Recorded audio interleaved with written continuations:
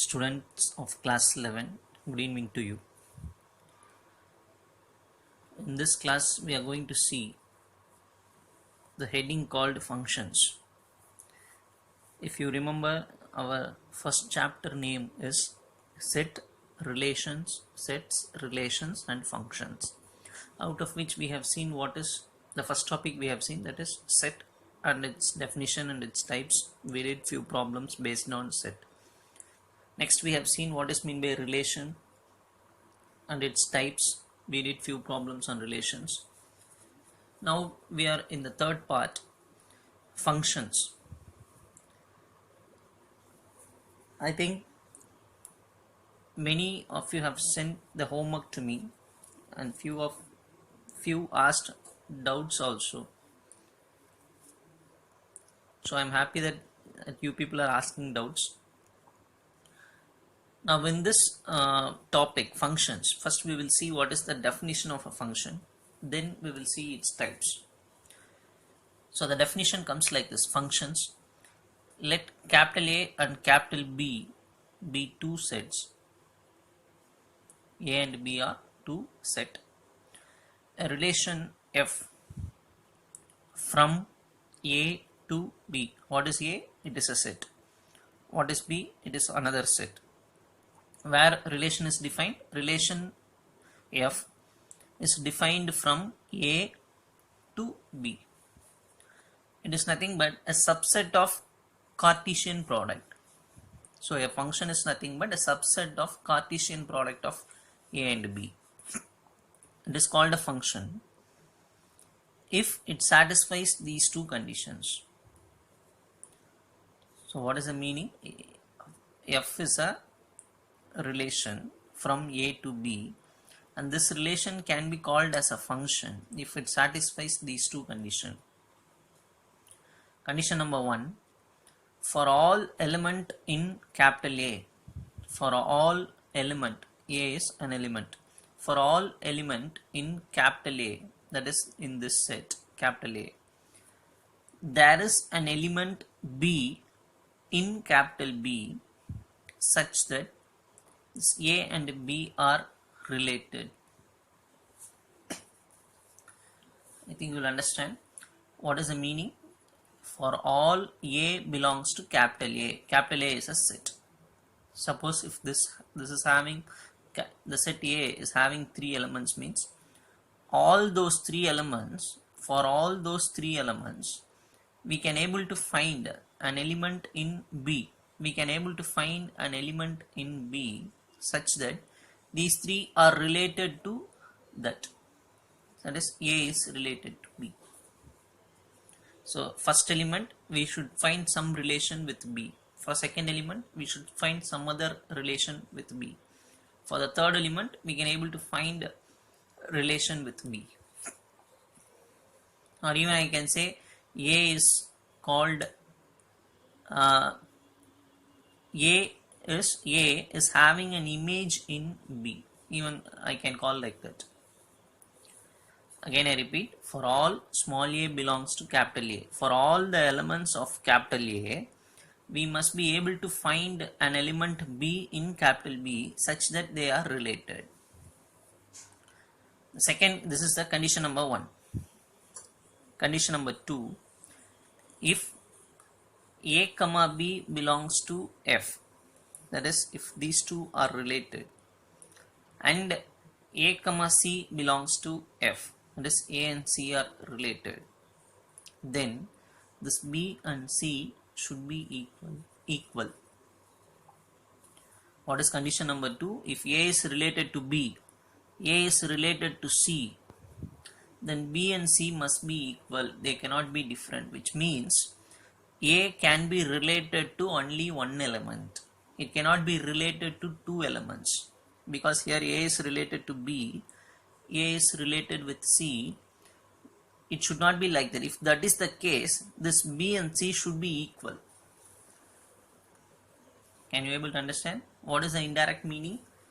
A should have only one relation. If it has 2, they should be equal. Otherwise condition 2 will fail. So what is condition number 1? For all the elements in capital A, we should be able to find an image in capital B. Condition number 2, if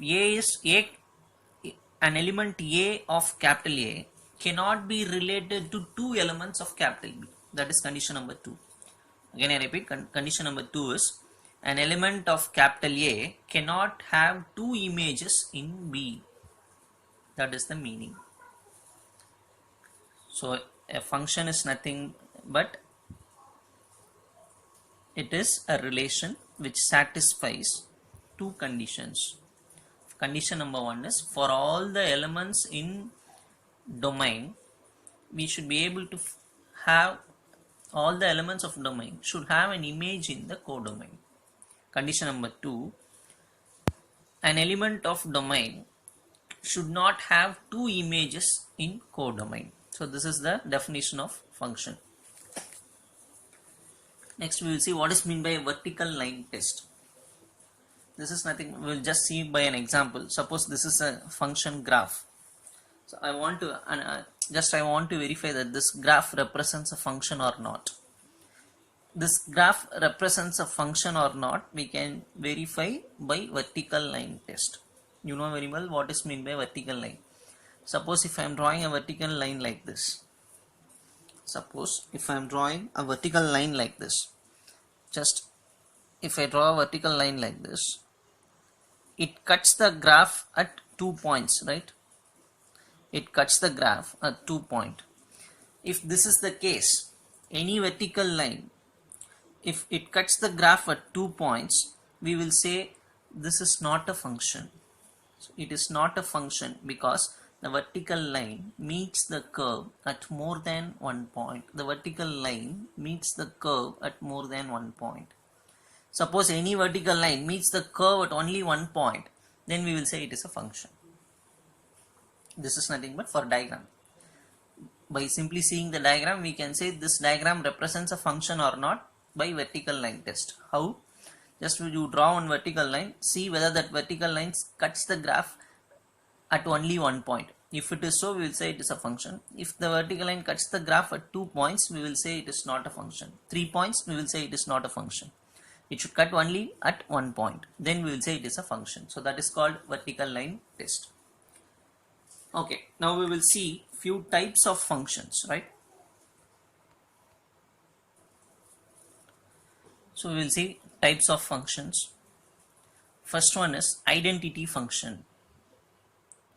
I am not going to give the definition, but see, using an example, try to understand the types. First one is identity function. If you see, domain and codomain both are same. 1, 2, 3. It is also having 1, 2, 3. So identity function is nothing but 1 is related to 1, 2 is related to 2, or 3 is mapped with 3. Simply, if I want to say in general, f of x is equal to x. What is the meaning? F of 1 is equal to 1. F of 2 is equal to 2. F of 3 equal to 3. I think you will understand this. Identity function means it's like a mirror. If I show 1, the answer will be 1. If I take 3, the answer will be 3. Such functions are called identity function. It is like a mirror function. Mirror means don't ask whether it is reversed. 1 means it shows 1. 2 shows 2. 3 shows 3. So f of x, general we will say f of x, the answer will be x. F of 2, answer is 2. F of 3, answer is 3, like that. I hope you will understand. So these type of functions are called identity function. Next we will see what is meant by a constant function.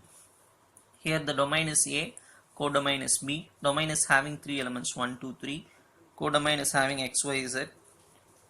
And if I see the mappings, 1 is mapped with x, 2 also mapped with x, 3 also is mapped with x. So this type of function is called constant function. The meaning is, see this, f of x is equal to c, where c is the constant.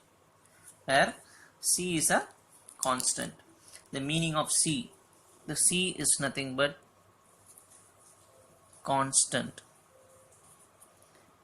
So the meaning is, if I put 1 here, f of 1, the answer is yes, x. If I put f of 2, again the answer is same, constant, it will not vary, fixed answer. Here x is the fixed number, any number will be only mapped with that x. So this type of function are called constant function, right? Even you can consider constant function as a mission. Constant function as a mission. So suppose if this is the mission and I am just putting one element into the mission. Suppose I am putting a student. That is, for example, we will take one name. Suppose I am just putting Hari into the mission, and I am seeing the output. The output is, for example, some other boy name Ram. Ram is coming out. In place of Hari, if I put money, then also Ram will come. In place of Hari, if I put Santosh, again Ram will come. So whatever may be the input, the output is same. Such type of functions are called constant functions. Such type of functions are called constant function. But here identity, if I put Ram, Ram will come. Hari, Hari will come, like that. Next we will go for modulus function or absolute value function. Modulus function or absolute value function. Now again this can be represented in diagram like this. Even in 2 marks they will ask draw the diagram for modulus function. Just if you draw this you will get 2 marks.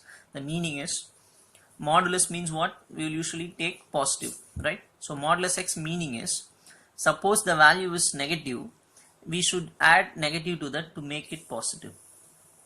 Understand clearly?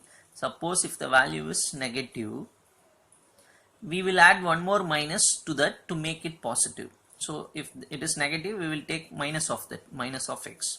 0 we will write as it is 0. If x is positive, we will take as it is. Only if it is negative, we will change the sign and make it positive. So this is called modulus function. So modulus function means we will have two types of lines. That is, one is positive side, other one is negative side. So this type of function is called modulus function. Modulus function definition is this. If that value is negative, we will add one more minus sign to make it positive. 0 we will take as it is. Positive we will take as it is, because modulus means only positive result should come. I think you will understand this. Sinum function. The graph looks like this. Sinum function definition is this. F of x is equal to x by modulus x. This type of function is called sinum function, where this denominator should not be equal to 0. X should not be equal to 0. If x is equal to 0, then the answer is 0. If x is not equal to 0, suppose for example if x is equal to 3, what happens? 3 by modulus 3. So the answer will be 1. Right? If I put 4 by modulus 4, answer will be 1. But modulus x means I may have two types of answers. So if either this may be positive or this x may be even negative. Are you able to understand? Suppose if I take minus 2, and for example, if I take x is equal to minus 2, what happens? By this function, it will come like this, minus 2 divided by, for modulus x, negative means we will take one more negative symbol. So modulus of minus 2 will be 2. If I cancel, the answer will be minus 1. Right? So see, if x is negative, the answer will be minus 1. If x is positive, that is, if x is positive, the answer will be 1. So for in positive side of x, the answer will be 1. The negative values of x, the answer will be minus 1. So this function will give only two values. This function will give only two values, 1 and minus 1. Can you able to understand? X is equal to minus 2. If I put a negative number, this will numerator is negative, but modulus means negative will become positive, but numbers will be same, minus 2 by 2. So answer will be minus 1. Suppose if I take positive number, x is equal to 2, if I take 2 by 2 will be 1. So positive side of x only 1 will be I'll be getting. In the negative side of x only minus 1 will be. So sinum function will give only two types of answers. What are they? Either 1 or minus 1. 0 if x is equal to 0. So try to understand the different types of functions. We will see the other thing in the next video. Thank you.